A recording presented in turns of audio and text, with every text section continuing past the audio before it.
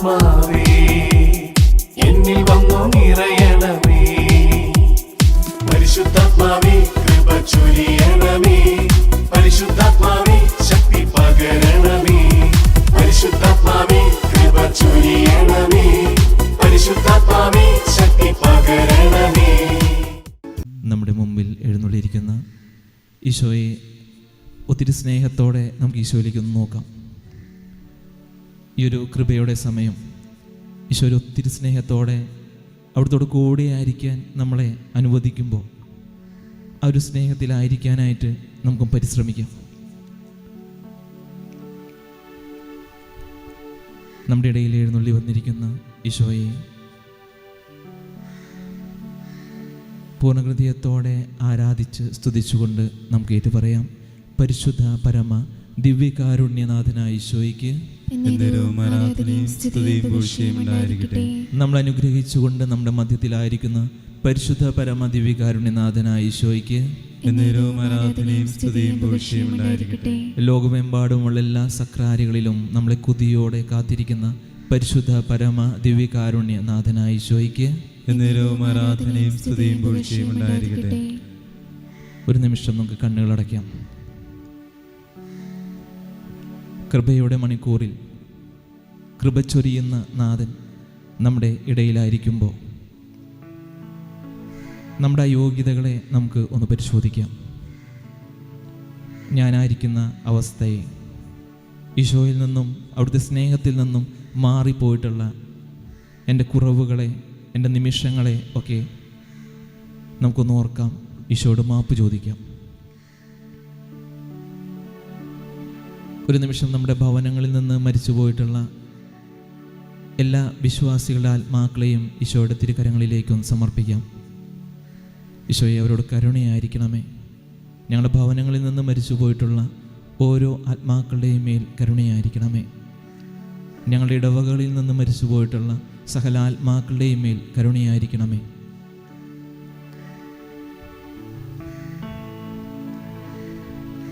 ഈശോയുടെ തിരുഹൃദയത്തിലേക്ക് അവരോരോരുത്തരെയും ചേർത്ത് വെച്ചുകൊണ്ട്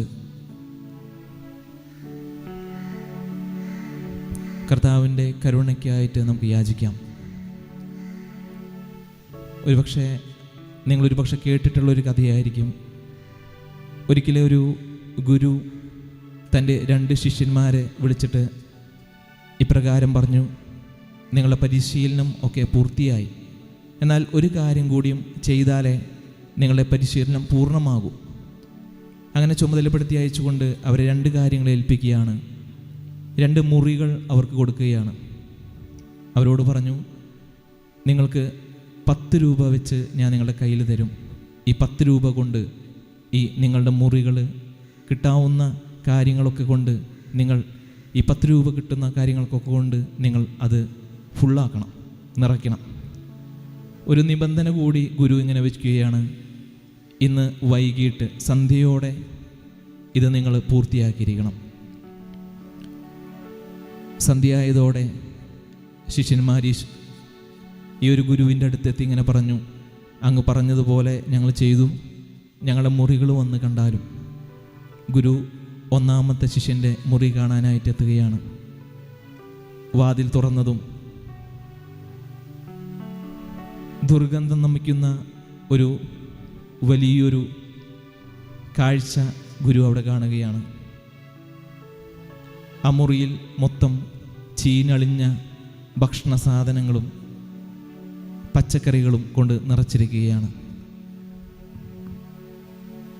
ആ ശിഷ്യൻ ചെയ്തത്, അവന് കിട്ടിയ 10 രൂപ കൊണ്ട് അയാൾ മാർക്കറ്റിൽ പോയി ആ മാർക്കറ്റിലുണ്ടായിരുന്ന പച്ചക്കറി വിൽക്കുന്നവരൊക്കെ ഉപേക്ഷിച്ച് കളഞ്ഞ വസ്തുക്കളും പച്ചക്കറികളൊക്കെ, ഒരു വിലയില്ലാത്ത സാധനങ്ങളെല്ലാം കൊണ്ട് ആ മുറി നിറച്ചു.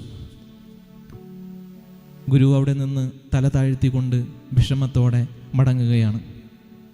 2-ാമത്തെ ശിഷ്യൻ ഗുരുവിനെ സമീപിച്ച് പറഞ്ഞു: അങ്ങൻ്റെ മുറിയിലേക്ക് വന്ന് എൻ്റെ മുറി കൂടി ഒന്ന് കാണണം. അങ്ങനെ 2-ാമത്തെ ശിഷ്യൻ്റെ മുറി കാണാനായി ഗുരു ചെന്ന് അത് തുറന്ന് നോക്കുമ്പോൾ അതിൻ്റെ ഉള്ളിൽ നിന്നും ഒരു വലിയ സുഗന്ധം പരക്കുകയാണ്. അപ്പോൾ ഗുരു ചോദിച്ചു, താങ്കൾ എന്താണ് ചെയ്തത്?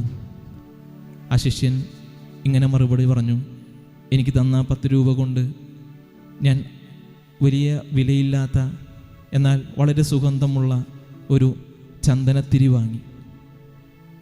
ആ ചിരിയാണ് അവിടെ കത്തിച്ചു വച്ചിരിക്കുന്നത്. അതുപോലെ തന്നെ ഒരു മെഴുകുതിരിയും വാങ്ങി അതും ആ പീഠത്തിൽ കത്തിച്ചു വച്ചിട്ടുണ്ട്. ആ മെഴുകുതിരിയിൽ നിന്നുള്ള പ്രകാശം ആ ഒരു മുറിയെ സുരഭിലമാക്കി. ആ ചന്ദനത്തിരിയിൽ നിന്ന് വന്ന സുഗന്ധം ആ മുറിക്ക് ഒരു പുതിയ ജീവൻ നൽകി. അത് മുറി മുഴുവൻ നിറഞ്ഞു നിന്നു.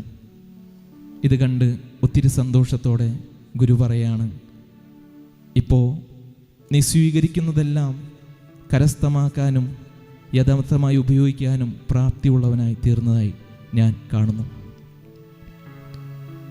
പ്രിയപ്പെട്ടവരെ, നമ്മുടെ ജീവിതത്തിലേക്കൊന്ന് തിരിഞ്ഞു നോക്കുമ്പോൾ നമുക്കൊന്ന് ചിന്തിച്ചു നോക്കാം, എങ്ങനെയാണ് നമുക്ക് കിട്ടുന്ന അനുഗ്രഹങ്ങളും നല്ല നിമിഷങ്ങളും ദൈവത്തിൽ നിന്ന് കിട്ടുന്ന നന്മകളൊക്കെ നമ്മൾ സ്വീകരിക്കുന്നതെന്ന് ഒന്ന് നമുക്ക് പരിചിന്തനം ചെയ്ത് നോക്കാം. നമുക്കറിയാം, ഈശോയുടെ കൂടെ 12 ശിഷ്യന്മാരുണ്ടായിരുന്നു. അത് 11 പേരും ഈശോയിൽ നിന്ന് സ്വീകരിച്ചത്, 12 പേരും സ്വീകരിച്ചത് നല്ല കാര്യങ്ങൾ തന്നെയായിരുന്നു. എന്നാൽ ഉത്തരം നൽകിയപ്പോൾ 11 പേർ ഉത്തരം നൽകിയത് ഒരുപോലെയും ഒരാൾ ഉത്തരം നൽകിയത് തെറ്റുമായിട്ടാണ്. അവരെല്ലാം വായിച്ചത് ക്രിസ്തു എന്ന സുവിശേഷമാണ്. എന്നാൽ ഉത്തരം നൽകിയപ്പോൾ ഒരാൾക്ക് തെറ്റിപ്പോയി. വീണ്ടും നമ്മൾ നോക്കുമ്പോൾ ഗാന്ധിജിയെയും ഗോഡ്സെയെയും നമ്മൾ കാണുന്നുണ്ട്. 2 പേരും വായിച്ചത് ഭഗവത്ഗീതയാണ്. എന്നാൽ ഗാന്ധിജി തിരഞ്ഞെടുത്തത് നല്ല വഴിയും ഗോഡ്സെ തിരഞ്ഞെടുത്ത വഴി തെറ്റിപ്പോവുകയും ചെയ്യുകയാണ്. എന്തുകൊണ്ടാണ് ഇങ്ങനൊരു തെറ്റൽ നമ്മൾ ഇവരുടെ ജീവിതത്തിൽ കാണുന്നത്? അത് വായിച്ചെടുത്തതിൻ്റെ തെറ്റ് എന്ന് നമുക്ക് പറയാൻ സാധിക്കും. നമ്മുടെ ജീവിതത്തിലേക്ക് നോക്കുമ്പോൾ നമ്മൾ സ്വീകരിക്കുന്ന നന്മകൾ നമ്മൾ എപ്രകാരമാണ് സ്വീകരിക്കുന്നതെന്ന് നമുക്കൊന്ന് ചിന്തിച്ചു നോക്കാം.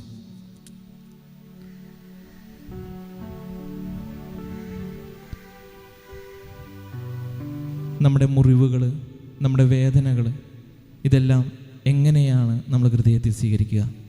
നമുക്ക് കിട്ടിയിട്ടുള്ള നന്മകൾ, സന്തോഷങ്ങൾ, ഇവയെല്ലാം എങ്ങനെയാണ് നമ്മൾ നമ്മുടെ ജീവിതത്തിൽ സ്വീകരിക്കുക?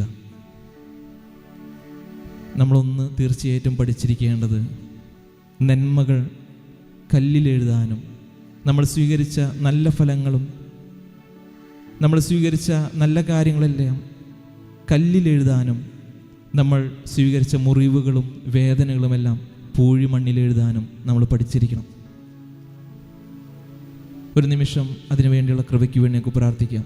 ഈ കരുണയുടെ മണിക്കൂർ നമ്മുടെ ഹൃദയത്തിലെ മുറിവുകളും വേദനകളും നമ്മുടെ ജീവിതത്തിൽ എന്തെല്ലാം നടന്നിട്ടുണ്ടോ അതെല്ലാം ഈശോയുടെ തിരുരക്തത്താലൊന്ന് കഴുകപ്പെടാൻ നമുക്ക് പ്രാർത്ഥിക്കാം. അവിടുത്തെ ആത്മാവിന് വേണ്ടി നമുക്കൊന്ന് ദാഹിക്കാം. പരിശുദ്ധാത്മാവേ, ഞങ്ങളീ വന്ന് നിറയണമേ. കൃപ കൊണ്ട് ഞങ്ങളെ നിറയ്ക്കണമേ. ആത്മാവേ, ഞങ്ങളെ നിറയ്ക്കണമേ. വചനത്താൽ ഞങ്ങളെ നിറയ്ക്കണമേ. ഒരു നിമിഷം കണ്ണുകളടച്ച് ഈ പാട്ടിൻ്റെ വരികൾ നമുക്കൊന്ന് മനസ്സിൽ കുറിച്ചിടാം.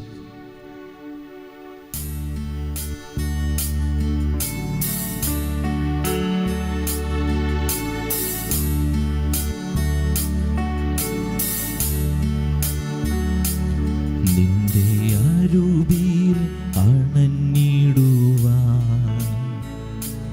നിന്റെ അരുവിയിൽ നിന്നു നുകരാൻ, നിന്റെ അരുവിയിൽ ജീവിക്കുവാൻ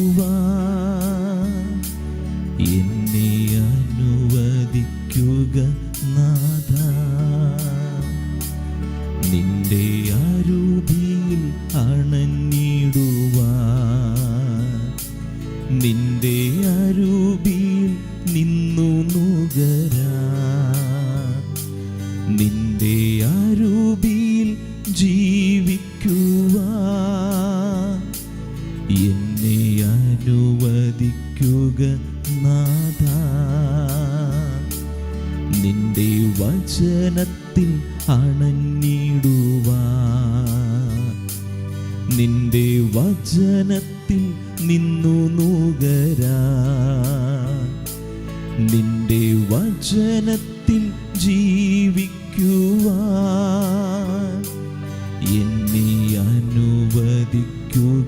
നാഥ. നിന്റെ കൃപയിൽ അണഞ്ഞിടുവാൻ, നിന്റെ കൃപയിൽ നിന്നു നുകരാൻ, നിന്റെ കൃപയിൽ ജീവിക്കുവാൻ എന്നെ അനുവദിക്കുക നാഥ. എന്നെ അനുവദിക്കുക നാഥ. എന്നെ അനുവദിക്കുക നാഥ. ഒരിക്കൽ കൂടി നമ്മുടെ ഭവനത്തിൽ നിന്നും മരിച്ചുപോയ സകല ആത്മാക്കളെയും ഈശോയുടെ കരുണയ്ക്ക് മുമ്പിൽ സമർപ്പിച്ചുകൊണ്ട് കൈകൾ ഉയർത്തി ഈശോയെ സ്തുതിച്ച് ആരാധിച്ചുകൊണ്ട് ഈശോയുടെ ആശീർവാദം നമുക്ക് സ്വീകരിക്കാം. Hallelujah, hallelujah, hallelujah. ഈശോയെ ആരാധന, ആരാധന. യേശുവേ, യേശുവേ, യേശുവേ, യേശുവേ.